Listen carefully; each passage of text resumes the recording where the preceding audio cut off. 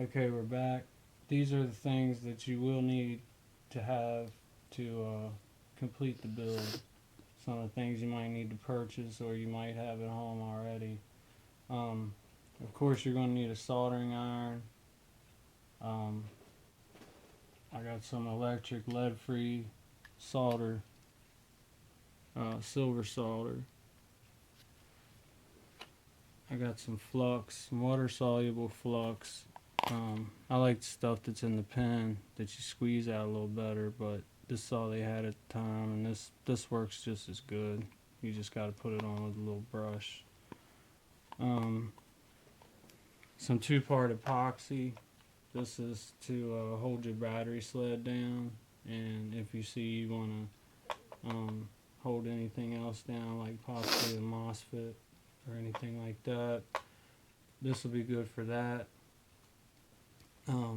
Some masking tape for the box so you can mark out where you're going to need to drill your holes for your fire button and your 510 connector. And if I do decide to add the voltage meter on the outside of the box, I'm going to have to cut that out too, or I could keep it on the inside of the box. I haven't really decided yet. And you're going to need a cordless drill, which is actually in my truck, and my wife has it right now. And I bought these. These are what I've found to be the best for drilling the holes that are needed for these box mods. And these are step bits. And these things are just great because, you know, every time you push a little harder, it drops down to the next size. And once you get it to the size you want, you're good to go. And most of the time it fits perfect.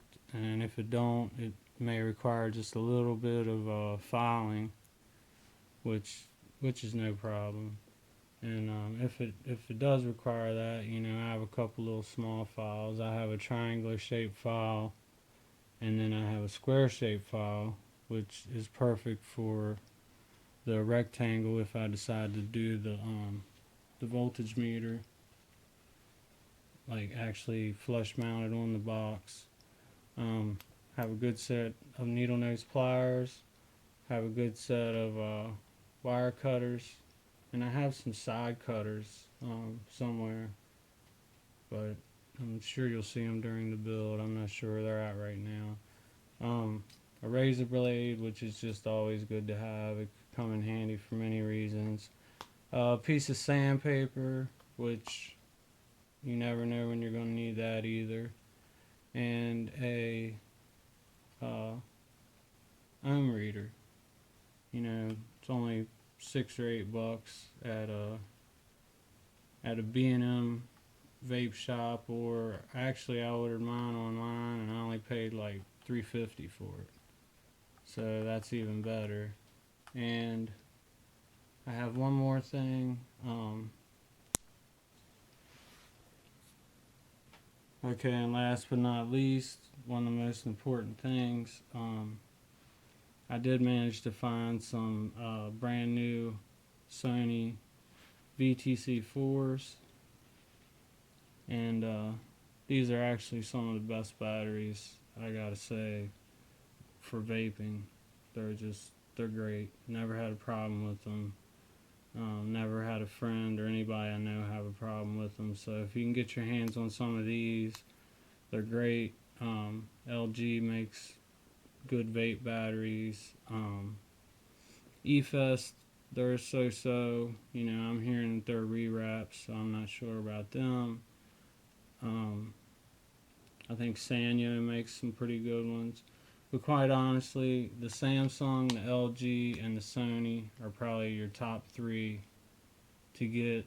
And the VTC4s, you can find them on sale at a lot of places because now they're coming out with the VTC5s, which have a little higher milliamp hour capability to them. So you might want to check into them. But like I said, quite honestly, the VTC4s, they're on sale at most places. I got mine at the IMR online shop. I'm sure most of you are familiar with that.